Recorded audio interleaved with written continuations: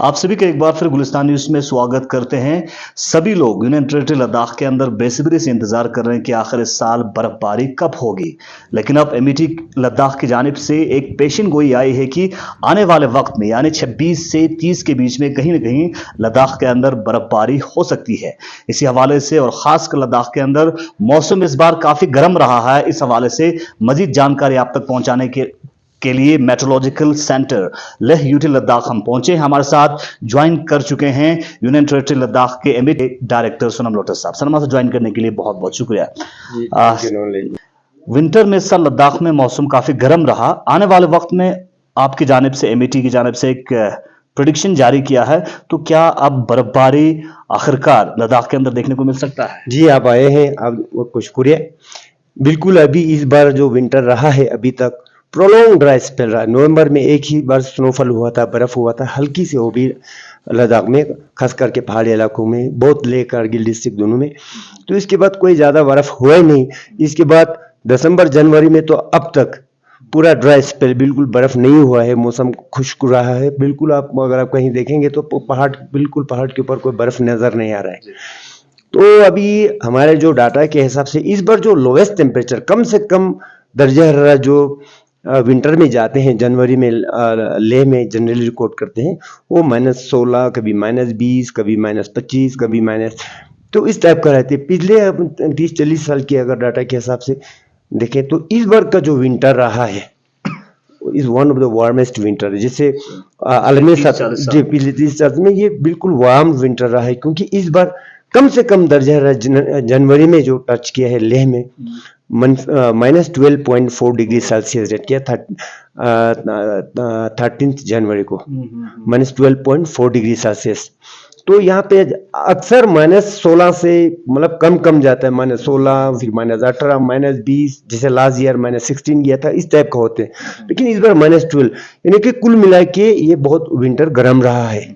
तो इसमें बहुत सारे वीडियोस भी आए हैं, बहुत सारे लोगों के जी मतलब आपने देखे हैं, बहुत विंटर रहा है। अभी फील नहीं करते। आप देखो, मैं यहाँ पे अभी बिल्कुल देखो, इसमें मतलब बनियान में बैठे हैं, स्वेटर में, तो इतना रहा है। लेकिन अभी प्रेडिक्शन यही है, फोरकास्ट अभी के हिसाब से ये लग रहा है कि 24 तारीख को मौसम आमतौर पर ओवरऑल होती है, यानी लद्दाख में क्लाउडी मौसम रहने का इम्कान है। 26 तारीख को पहाड़ी इलाकों में हल्की बर्फ भी पड़ने का इम्कान है। चंद जगहों 26 को पहाड़ी इलाकों में चंद जगहों पे हल्की फुल्की, तो दिन में ठंड रहेगा। इसके बाद 27 को आमतौर पर मौसम ऑलमोस्ट ठीक है, थोड़ा बहुत हल्की फुल्की क्लाउडी रहेगा।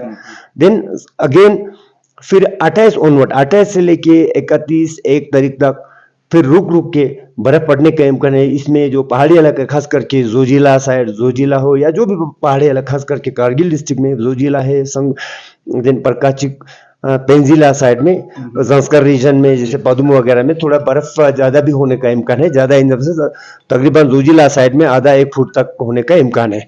इसके बाद पहाड़ी इलाकों में तो अच्छी बर्फबारी पड़ने का इम्कान है इस एंडिंग जनवरी में। लेकिन चलो, इस बार थोड़ा देर रहा है, लेकिन बिल्कुल अंधेरा भी नहीं है। जैसे आप बोलते हैं कि एंडिंग जनवरी में कुछ स्पेल बर्फ तो है। मैदानी इलाकों में भी थोड़ी देर या इन्हीं दिनों में हल्की, खास करके 28, 29, 30 के दरमियान हल्की, मतलब 1-2 इंच तक या 1 इंच तक बर्फ हो सकता है। इवन कारगिल लेह में भी हल्की बर्फ होने का इम्कान है इन दिनों, लेकिन ज्यादा मतलब अच्छी बर्फबारी का इम्कान नहीं है। पहाड़ी इलाकों में अच्छी बर्फबारी 1 से 1.5 फीट तक बर्फबारी, जोजिला साइड में 1 फुट तक यू कैन एक्सपेक्ट। जी, यानी जनवरी का आखिर आते आते लोग अब विटनेस करेंगे कि एक बार फिर बर्फबारी होते। जी, बर्फबारी तो मतलब लगता है ऐसा ही हो, अभी कुछ ना कुछ बर्फ होगा। पर जो अभी ड्राई स्पेल चल रहा है, इससे थोड़ा लोगों को राहत मिलेगा। अभी थोड़ा बर्फ होगा जरूर। इसके बाद फरवरी में वैसे भी देखो, वेस्टर्न डिस्टर्बेंस का फ्रीक्वेंसी जो है फरवरी में ज्यादा रहता है।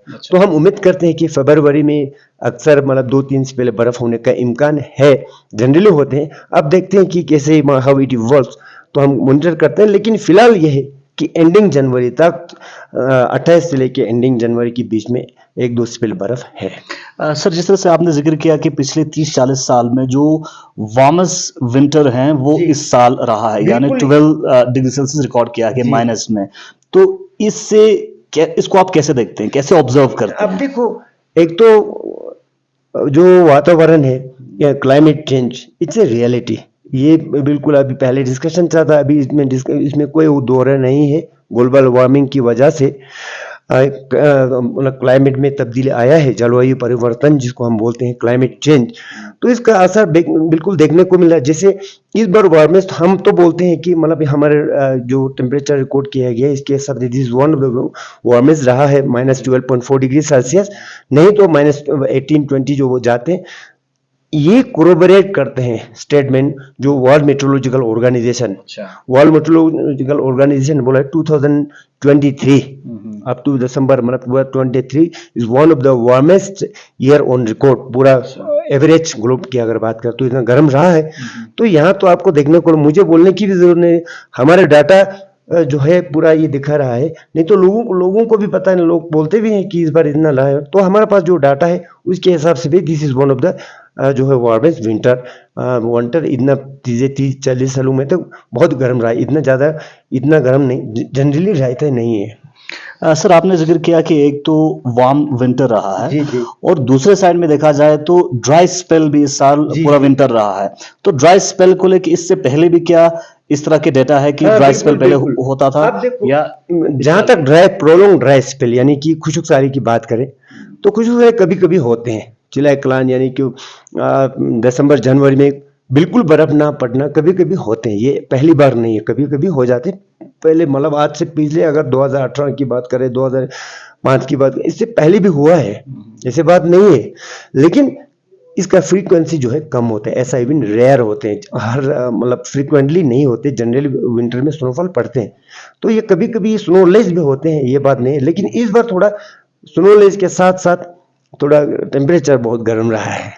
तो क्या आने वाले समय में किस तरह की इम्पैक्ट जो है खासकर इरिगेशन और एग्रीकल्चर फार्मिंग? इसका इम्पैक्ट जो मतलब 2-3 तरीके से हो सकते हैं। एक तो शॉर्ट टर्म इम्पैक्ट में ये हो सकता है एकदम बर्फ ना पड़ने से, जैसे अप्रैल मई के महीने में जब पानी एकदम यही बर्फ पिघलते हैं तो उसमें थोड़ी देर के लिए लोगों को जितना पानी मिलना चाहिए उससे कम हो सकता है। नहीं तो बिल्कुल इतने, जैसे लोग बोलते हैं पीने का पानी का दिक्कत हो, पीने का पानी का दिक्कत नहीं होती, क्योंकि हमारे पास ऑलरेडी पेरिनियल फ्लो है, जो ग्लेशियर ऑलरेडी है, एग्जिस्टिंग ग्लेशियर, तो वहां से पानी तो आते हैं। अब जैसे अभी भी तो पानी आ रहा है, तो उतना इम्पैक्ट नहीं है शॉर्ट टर्म।